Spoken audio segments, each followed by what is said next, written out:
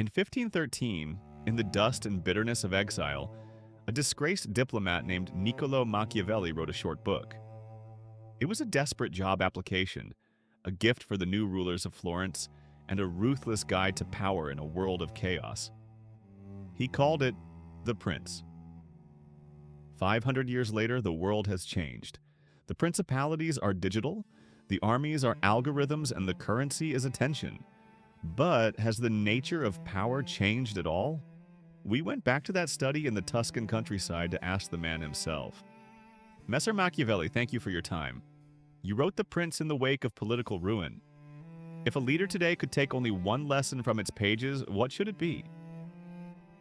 You must understand, I wrote that book not in a comfortable court, but with the memory of the torturous rope still fresh in my shoulders.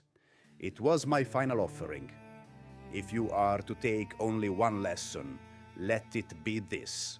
A ruler must learn how not to be good, and to use this knowledge or not, according to necessity. Not to be good? Philosophers for centuries have argued the opposite. Philosophers build their states in the clouds. I concern myself with the world as it is, not as it ought to be. And the world as it is, signore, is governed by men who are a sad and fickle lot. Do you believe a state is maintained by prayers? A prince who is always good will be ruined among so many who are not. To preserve his state, he must have a spirit prepared to turn as the winds and variations of fortune command him. This is not a lesson in wickedness, it is a lesson in efficacy. You make a distinction between acquiring power and maintaining it. Which is the true definition of power? Signore, you ask if a man is a hunter for capturing the wolf or for keeping it from his door for all seasons to come. The truth is simple. Acquiring power is the prelude. Maintaining it is the entire opera. A fool can stumble into a position of control. We see it 100 times. That is merely having power. It is a static position, a title, vulnerable. Through the power is the active and continuous mastery of the state. It is not a noun, but a verb. To maintain it, a prince must be both the lion and the fox. The lion to frighten the wolves, the fox to recognize the snares. The world is full of men who have briefly held power. History, however, remembers only the few who knew how to keep it. You argue that military force, good arms, matters more than good laws. Why place the sword above the word? Because the word is weightless without the sword to enforce it. Understand this. There cannot be good laws where there are not good arms, and where there are good arms, good laws will inevitably follow. A law's authority comes from the power of the state that stands behind it. What is a contract if there is no authority to compel the parties to honor it? It is nothing but breath. The friar Savonarola was an unarmed prophet. He persuaded Florence with his words for a time, but when belief wavered, he had no force to compel obedience, and so he was ruined. The law is the soul of a healthy state. I do not deny it, but arms are its bones and sinews. Without a strong body, the soul has no home. This leads to the phrase that has followed you for centuries. The end justifies the means. Do you embrace that label? That phrase is a millstone hung around my neck by men who prefer a clean conscience to a secure state. It is a vulgar simplification. My point is not one of justification, but of judgment by results. The common people are always captured by appearances and by the outcome of an enterprise. When a prince succeeds in conquering and maintaining his state, the means he used will always be judged honorable. No one will ask if he was cruel to the rebels who sought to tear the state asunder.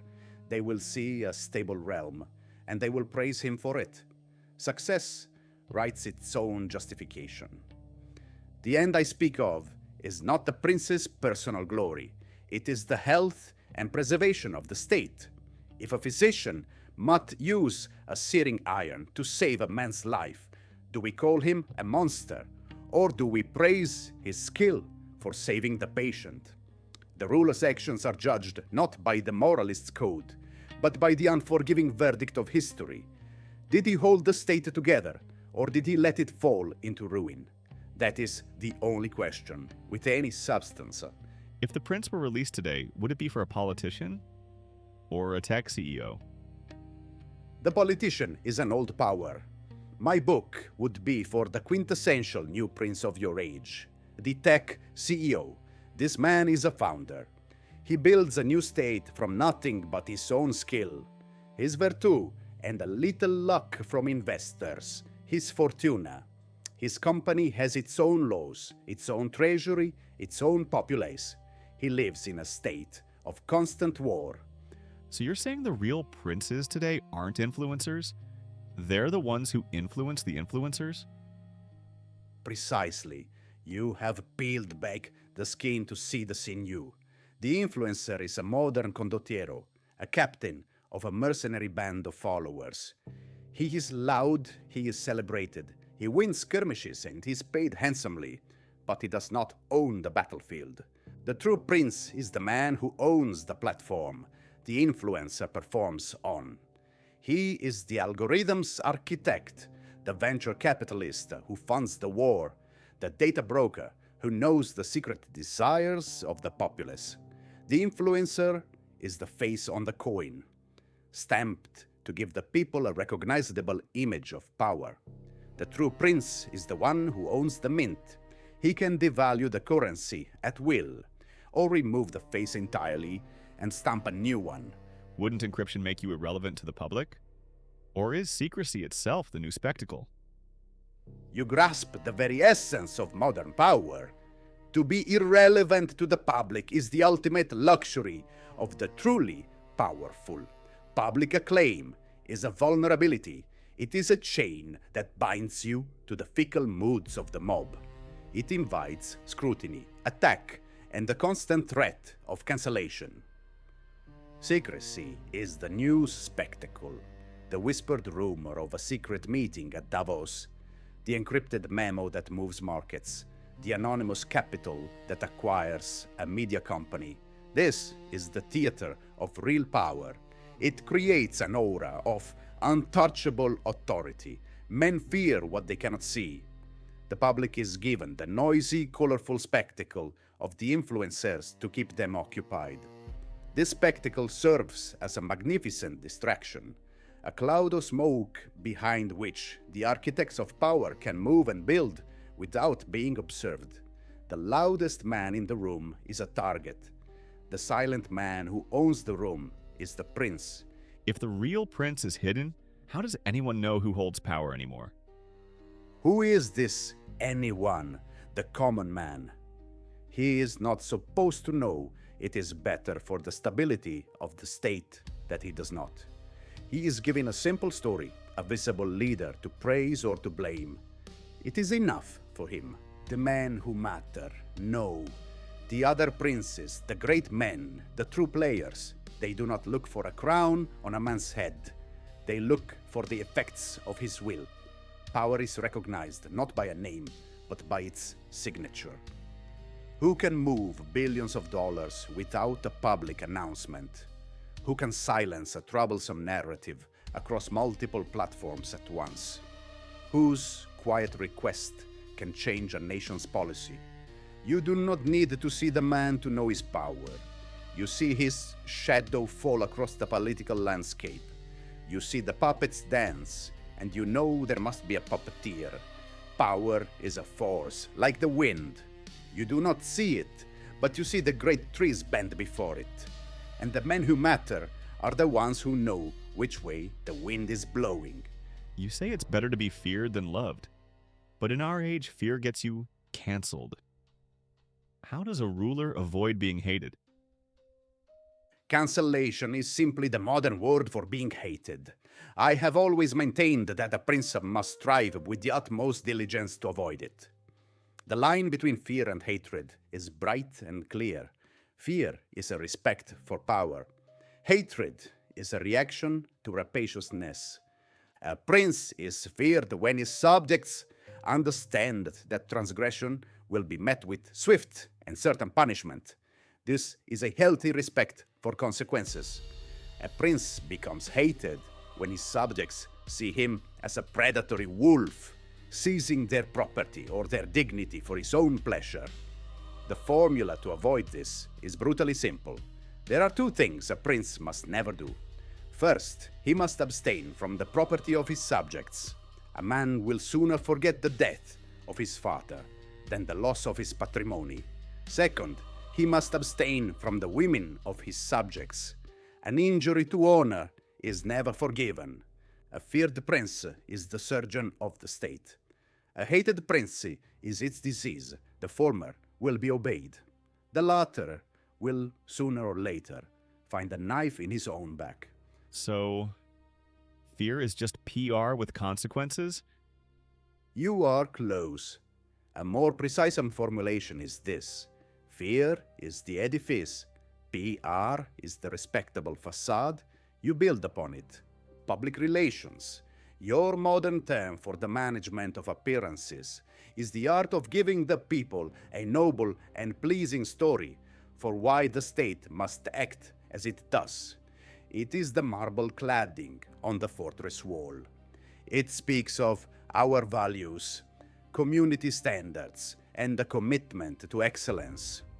But the wall itself, the stone beneath the marble, is the cold reality of consequence. It is the certainty that if you breach those standards, your employment will be terminated.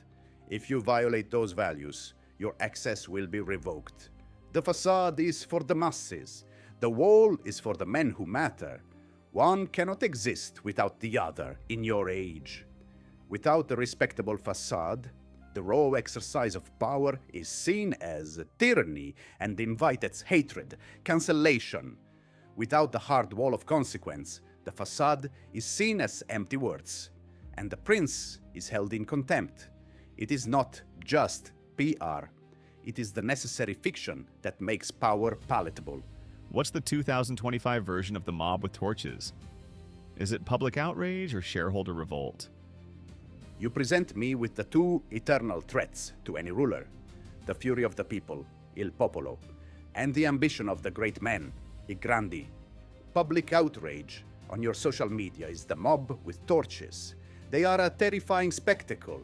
They can burn your reputation to the ground, sack the palace of your public image, and create immense chaos. A wise prince must always be mindful of them, for a single spark can ignite a wildfire of hatred. However, their fury is often disorganized and emotional. It can be redirected, outlasted, or satisfied with a symbolic sacrifice, the firing of a minister, a public apology. A shareholder revolt is something far more dangerous. It is the conspiracy in the Senate House. It is the silent, coordinated movement of the great men who do not shout in the streets but whisper in the boardroom. They are not driven by passion, but by the cold, hard calculus of profit and loss. The mob can burn your effigy. The shareholders can depose you with a single, quiet vote. A prince can survive the mob's torches. No prince survives the conspirators' daggers. One is a threat to your image. The other is a threat to your throne. Always fear the great men more. If fear must be disguised as respect, how do you manufacture that without becoming a meme? You become a meme, an object of ridicule, when your subjects perceive a gap between your grand pronouncements and your personal, petty actions. Contempt is born when the man is seen to be smaller than the office he holds. To manufacture respect, the fear you inspire must be impersonal, predictable, and remote. Make the law the object of fear, not the man. The consequences must flow from a violation of the rules, not the ruler's ego. It is not, I am displeased with you. It is, you have failed to meet the standard. One is the act of a tyrant, the other of a sovereign. The system, the standard, the institution, this is what must be feared. The prince is merely its first servant and sternest enforcer. The blade must be predictable. A ruler who punishes out of caprice is despised. A ruler whose justice is swift, consistent, and follows a known set of laws is respected, even if he is harsh. Men can accommodate themselves to a predictable danger. They cannot abide an arbitrary one. Remain aloof from the execution. A prince decrees the punishment. He does not swing the axe himself. He has ministers, managers, and departments for such things. By remaining distant from the act, he is associated with the judgment, not the messy particulars. This creates an aura of remote, implacable authority. It is difficult to make a meme out of an abstract principle of order. It is very easy to make one out of a shouting man who fires people via a public post. So authenticity is just an aesthetic now?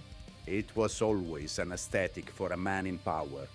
The only difference is that in your age, you have given it a name and convinced yourselves it is a moral good. Authenticity is merely the most fashionable and effective costume of our time. In a previous age, the most effective costume was piety. Before that, divine right. A prince must wear the fashion of his age to command the respect of the vulgar. The authentic leader who shares his vulnerabilities is performing a role just as surely as the king who knelt for a public coronation. It is simply a more cunning performance, better suited to a skeptical populace. Would you call social media a new religion of appearance? It is the most successful religion ever devised. It has a God, a clergy, a congregation, and a holy scripture that is rewritten every second. The God is the algorithm. It is an invisible, all-powerful and capricious deity whose motives are unknowable. It dispenses blessings, virality, and damnations, shadow banning without explanation. The clergy are the influencers. They are the saints and prophets who appear to have a special connection to the divine will of the algorithm, and the people flock to them for guidance and salvation. The congregation is the populace offering up their daily devotion, their likes, their shares, their data as a sacrifice on the altar of content. The only sin is irrelevance, and the punishment is excommunication, which you call cancellation. A wise prince does not worship in this church. He studies its catechism so he can play the role of its high priest. If performance is reality, what happens when the performance breaks? That is the moment of ultimate peril. It is the political equivalent of death. When an actor forgets his lines, the audience does not merely disapprove, they laugh. And for a prince, to be laughed at is to be ruined. When the performance breaks, when the mask of competence slips to reveal the face of a fool, or the mask of piety reveals a lecher, the prince is no longer feared. He is held in contempt. Contempt is the acid that dissolves authority. It is an invitation for conspiracies, for desertion, for the daggers of his closest allies. At that moment, the princess has only two choices. He can perform a swift and brutal act of power, a lion's roar, to remind the audience that the man behind the mask still has a teeth. Or, if he is a fox of supreme skill, he can attempt to incorporate the failure into a new performance, the confession, the redemption arc. But this is a dangerous gamble. It is often better to find a scapegoat and to sacrifice him on the stage to appease the crowd. Is virtue even measurable anymore, or just algorithmically optimized sentiment? You have arrived at the final, effectual truth of your era. For the public, virtue is algorithmically optimized sentiment. It is no longer a quality of a man's soul. It is a data point. Compassion is measured in the shareability of a tearful video. Wisdom is measured in the likes on a pithy quote. Integrity is measured by the absence of a negative sentiment score. The algorithm is the new arbiter of public morality.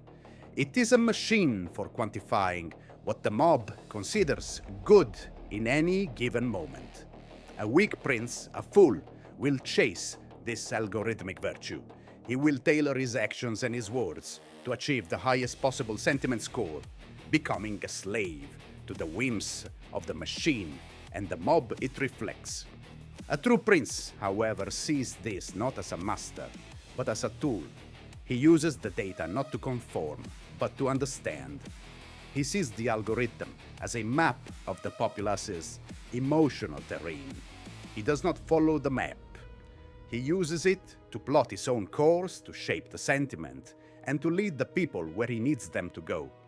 All while ensuring the algorithm reflects the virtuous performance he has so carefully constructed. Speaking of performance, what of modern politicians? Is civility just camouflage? It is the most effective camouflage ever devised. It is the assassin's smile, the executioner's polite bow. A prince who is openly brutal and aggressive announces his intentions to the world. He creates enemies and puts his rivals on their guard. But the civil prince, the one who speaks of bipartisanship and mutual respect, disarms his opponents psychologically. He makes his ambition appear reasonable, his ruthlessness seem like regrettable necessity. Civility is the anesthetic he applies before he amputates his rival's career. It is the art of doing the lion's work with the fox's manner. Would you say the nicest leader is often the most dangerous? Without question. The openly cruel man is a predictable beast. You know to keep your distance. But the leader who is praised by all for his kindness, his empathy, his niceness, that man is a walking snare. His niceness is a cloak that conceals his true ambition. It invites you to lower your guard, to trust him, to believe he does not have the stomach for the hard necessities of power. And when he finally strikes, he does so with the full weight of your own misplaced faith. The nice leader is dangerous because he convinces you the dagger in his hand is a gift, right up until the moment it is in your back. Is democracy just aristocracy with better branding? You have, in a single sentence, articulated the effectual truth of your entire political system. I salute you. Every state always is a contest between the grandi, the great men who desire to rule, and the popolo, the people who desire not to be ruled. Your system has not abolished this dynamic. It has perfected its concealment. The aristocracy of blood and land has been replaced by a new aristocracy of wealth, media control, and political connection. They no longer claim to rule by the grace of God, but by the will of the people, a will they are masters at manufacturing. Democracy is the brand name. Freedom is the slogan. The election is the public spectacle that gives the illusion of choice. It is a system of genius, for it has convinced the people to love their chains, believing they have forged them themselves. If the mob can dethrone a prince with a hashtag, who's really ruling who? You are mistaking the weapon for the man who wields it. The mob is a force of nature, a raging river. A hashtag is the storm that swells the river. It can indeed breach the dikes and flood the palace, but a river does not rule. A storm does not govern. They are temporary, chaotic forces. The real question is never what is the mob angry about today. The real question is who benefits from this anger? Who funded these agents that first seeded the hashtag? Which rival prince amplified it through his media empire? Who stands to gain the throne when the current one is washed away? The mob feels a moment of immense power as it deposes the prince, but its rage is a weapon that is almost always forged, aimed, and then collected by another prince waiting in the wings. The mob is merely the instrument of the coup, never its beneficiary. This brings up the nature of alliances. In such a world, is betrayal a feature, not a bug? You persist in using the language of priests. Let me correct you. Betrayal implies a moral failure. There is no morality in necessity. The impermanence of alliances is not a feature or a bug. It is the fundamental law of physics in the universe of power. Alliances are formed by the gravity of mutual interest. When that interest shifts, the gravity weakens and the bodies drift apart. To expect an alliance to hold after its founding purpose has vanished is to expect a river to flow uphill. It is not a betrayal. It is a predictable outcome. The wise prince is the one who anticipates this shift and acts first. The fool is the one who, clinging to the phantom of loyalties, is left behind. What's worse for a prince, burning bridges or leaving them half-built? Leaving them half-built. It is not even a contest.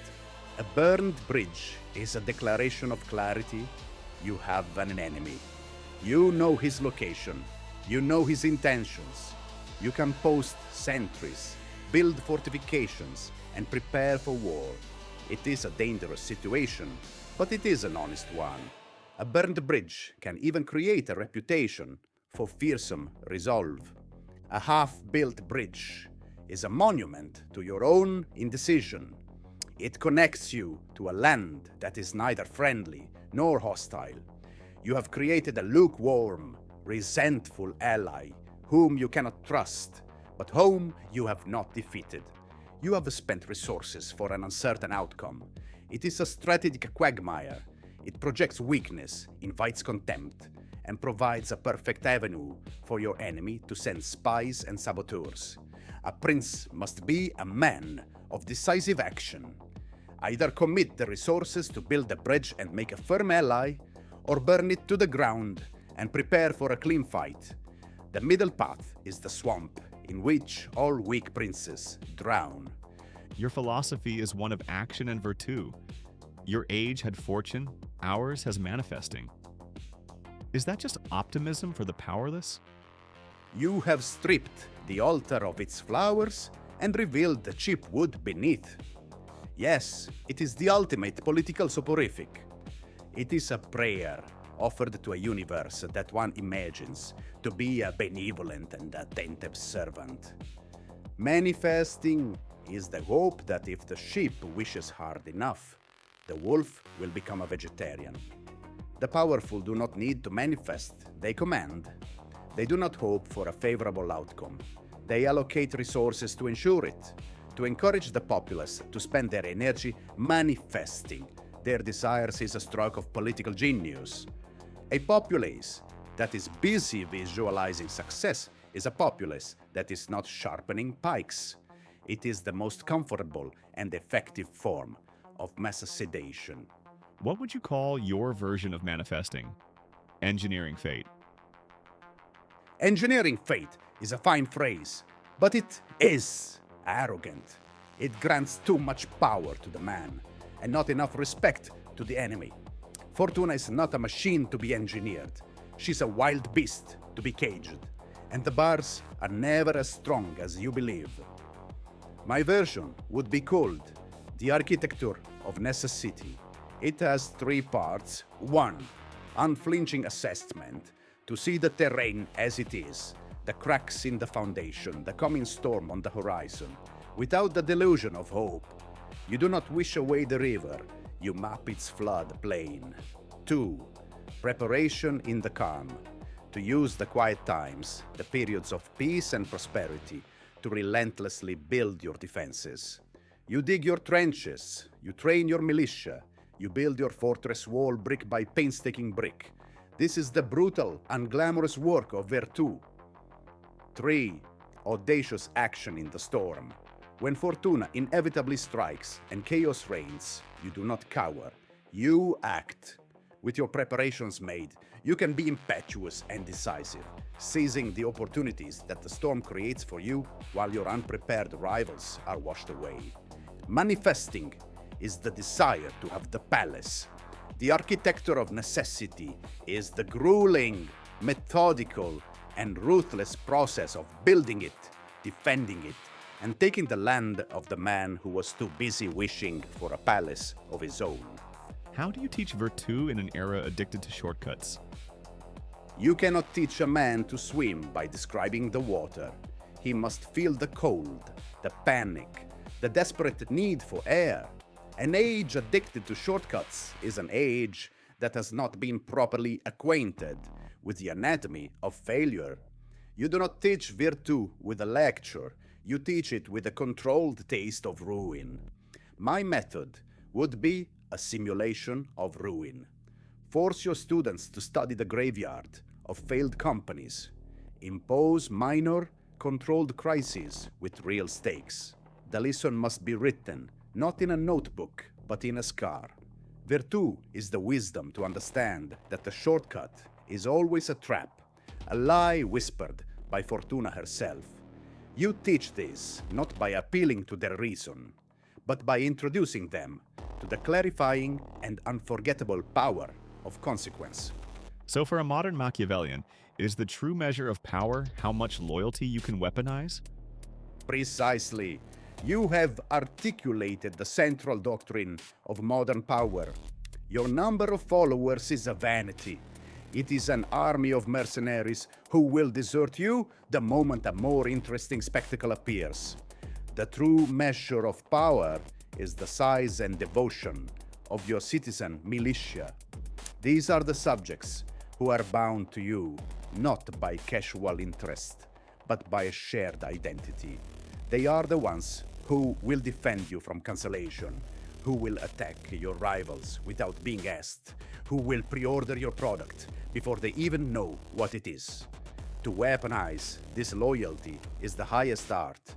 It means transforming a passive audience into an active and disciplined army. This is not done with fear. It is done by making your cause, your brand, their religion. Would you say artists now rule where politicians only campaign? The politician holds the scepter, but the artist holds the soul. A politician campaigns for votes, which are temporary grants of approval. The great artist campaigns for a permanent space inside the minds and hearts of the people. He does not govern their bodies. He colonizes their imaginations. He shapes their desires, their language, their very sense of what is good and what is beautiful. The politician passes a law that men are forced to obey.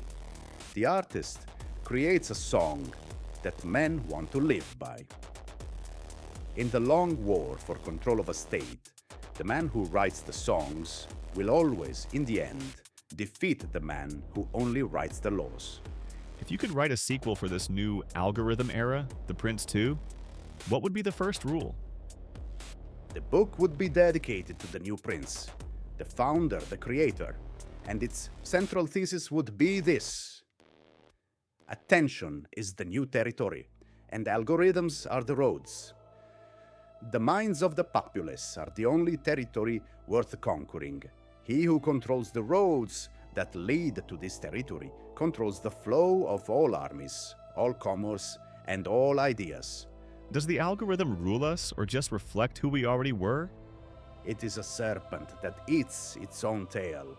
The algorithm is a mirror. It does not invent the base appetites of man. Our love of scandal, our fear of the other, our desire for simple answers, it merely reflects them back at us. But it is not a perfect mirror, it is a magnifying mirror. It learns that outrage is more profitable than consensus, and so it manufactures outrage.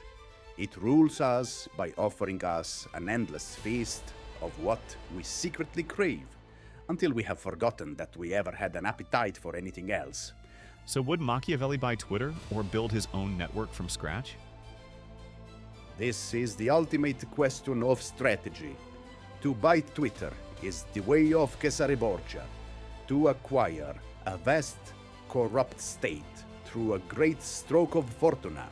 You gain immense power, but also inherit 1,000 rebellions. It is a path of maximum risk and glory. To build your own network is the way of Francesco Sforza.